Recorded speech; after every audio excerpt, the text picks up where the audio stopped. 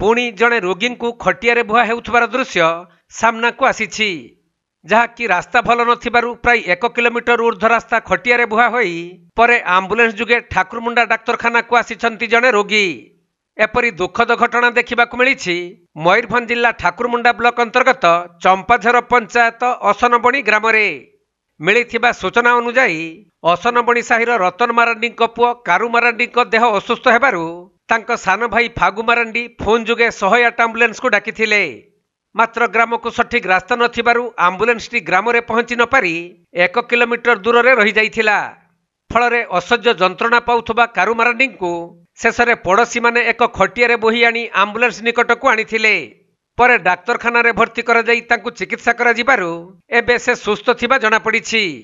सेपटे ग्राम को रास्ता संपर्क में बारंबार प्रशासन दृष्टि आकर्षण करा जाइथिले मध्य आज पर्यंत गाँ को भल रास्ताटीए होई परिला नहीं। तेणु खाली देखा बाकी रहिला जे असनबणी गाँ को केबे रास्ता हेउछि एवं सेठाकार ग्रामवासी माने केबे एही सुविधा पाउछंती। जो राति अंधार जो मो भाई ज्वर है तापर आम्बुलेंस को फोन कली 108 को फोन कली से 1 किलोमीटर रहा 1 किलोमीटर दूर रहा घर को पहुँची पारा ना आम कहीं आम रास्ता भी खराब अच्छे कि अधा बाट रहा आम्बुलेंस आम मो भाई को खटर बोही बोही के नहीं जाइछू आम 1 किलोमीटर गाड़ी गति नहीं आसू मेडिकल केतବେଳେ पहुँचिले मेडिकल पहुँचीसु 4टा बेले एठी सकाळे एबे आपन को भाई को स्वास्थ्य अवस्था केमति एबे टिके स्वास्थ्य भलो अछि एबे टिके कथा कहि पारुछि।